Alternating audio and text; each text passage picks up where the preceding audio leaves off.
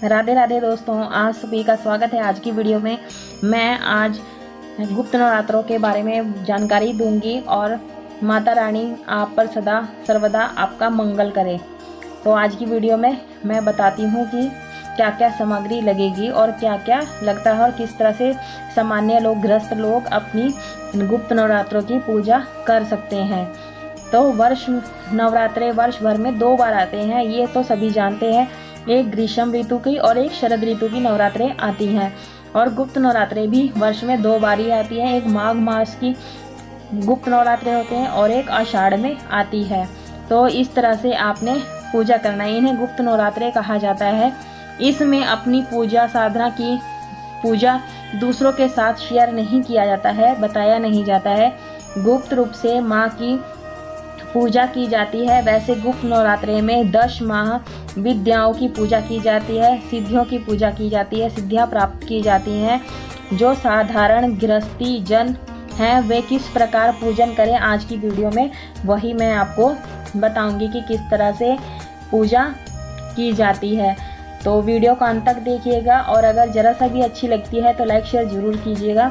तो इस तरह से हमें चौकी पर लाल वस्त्र बिछाना है, क्योंकि माता के गुप्त नवरात्रे हैं तो लाल वस्त्र बिछाया जाएगा। तो इस तरह से हमने चावलों के अष्टदल बनाया है। अष्टदल बनाना है, आपको इस तरह से बना लीजिएगा। और आप ये कलश की स्थापना भी कर सकते हैं और बिना कलश के भी पूजा कर सकते हैं। तो आप देख लीजिए किस तरह से मैं क्या क्या डाल रही हूँ जल में। तो ये हमेशा कलश स्थापना में बताती हूँ कि क्या क्या चीज़ डाली जाती है। लौंग, सुपारी, अक्षत, ये सब डाला जाता है। तो इस तरह से आप कलश की स्थापना कर लें। और आप आम के पत्ते या अशोक के पत्ते आपको मिल जाते हैं तो उसे चंदन रोली से तिलक करने के बाद डालना होता है। तो आप चाहे तो जिस प्रकार नवरात्रे में पूजा करना चाहते हैं और माँ के नव स्वरूपों की भी पूजा कर सकते हैं।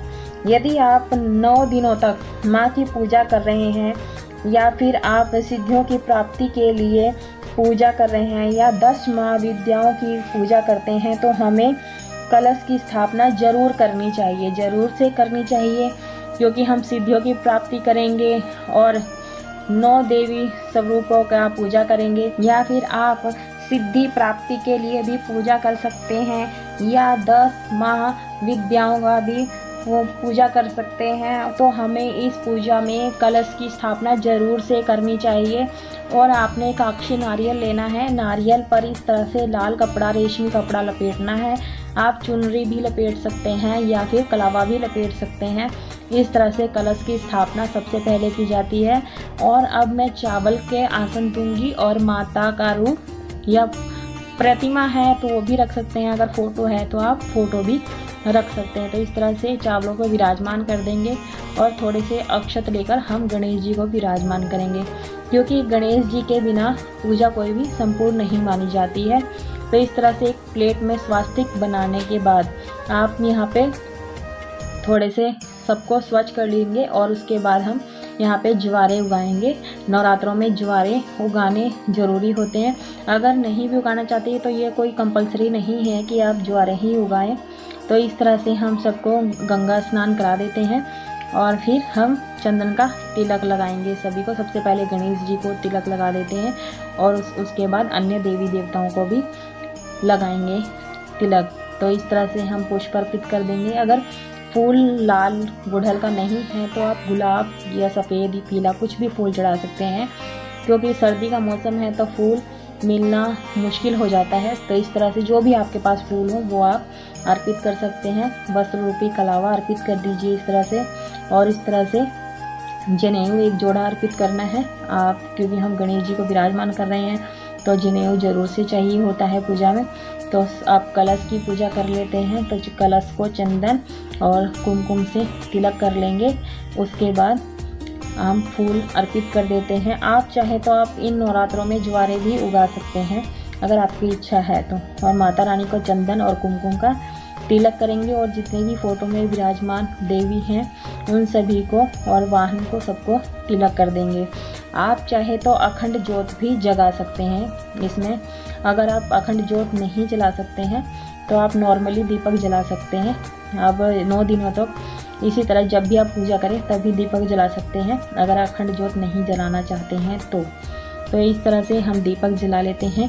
और जिस प्लेट में हम दीपक जलाएंगे, प्रकट करेंगे अग्नि देवता को, तो सबसे पहले प्लेट को तिलक करना है। उसके बाद सभी को धूप दीप दिखा देंगे। धूप दीप दिखाने के बाद ही पूजा शुरू करेंगे। तो इस तरह से सभी जितनी भी देवियाँ विराजमान हैं फोटो में, सभी को तिलक करेंगे।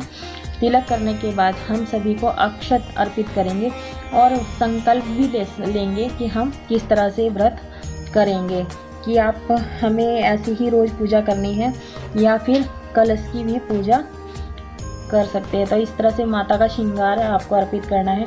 आप पहले नवरात्रि में भी अर्पण कर सकते हैं, श्रृंगार का भेंट कर सकते हैं, या फिर नवरात्रि 30 तारीख तक है। ये हमारी नवरात्रि 22 जनवरी से शुरू होकर 30 जनवरी तक रहेगी। इसका समापन 30 तारीख को है।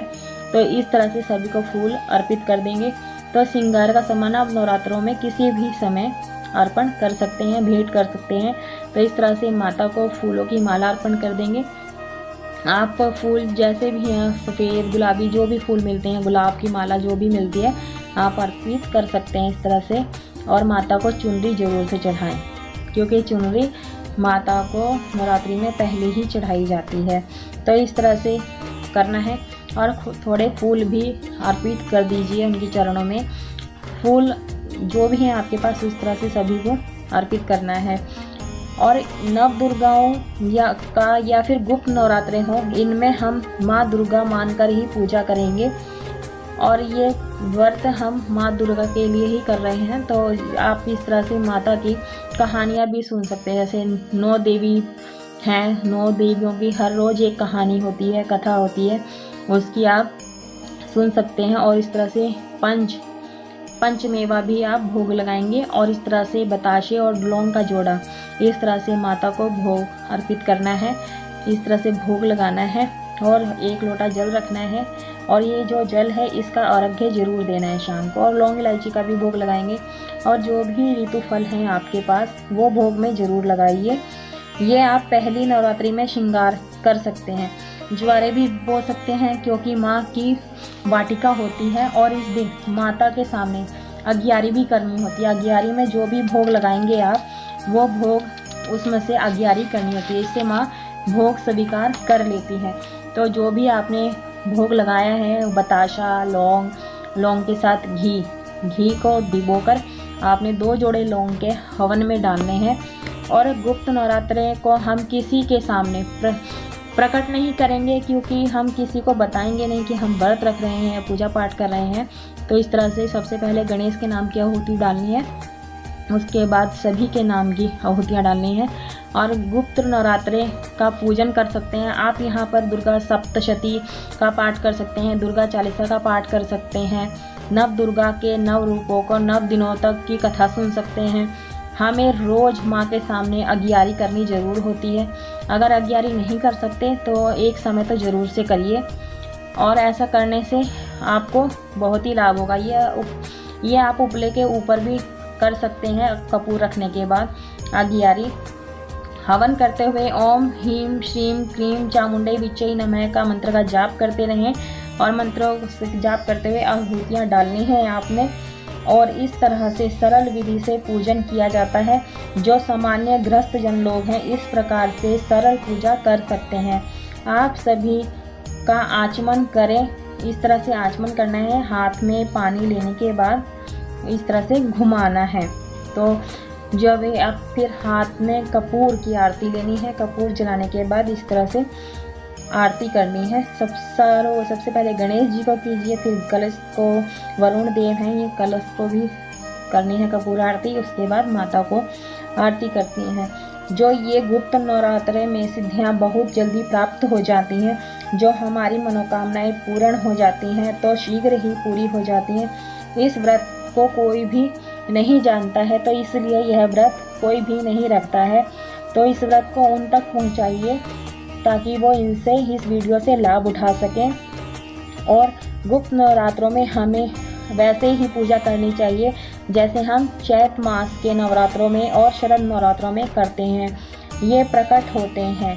तो इसलिए इसे ज़रूर शेयर कीजिए, क्योंकि यार माता की चौकी ऐसी जगह लगाना चाहिए कि जिसका घर में आना जाना हो, बाहर का आना जाना हो, तो उसकी नज़र इस चौकी पर ना पड़े, क्योंकि ये किसी को भी नहीं पता है कि ये गुप्त नवरात्रे हैं, ये कैसे हैं। तो हमें अपनी सिद्धियां प्राप्त करने के लिए ऐसी जगह चौकी लगानी है कि किसी भी आने जाने वालों का नज़र ना लगे, नज़र ना पड़े इस तरह से, और इस तरह से सभी का आचमन कर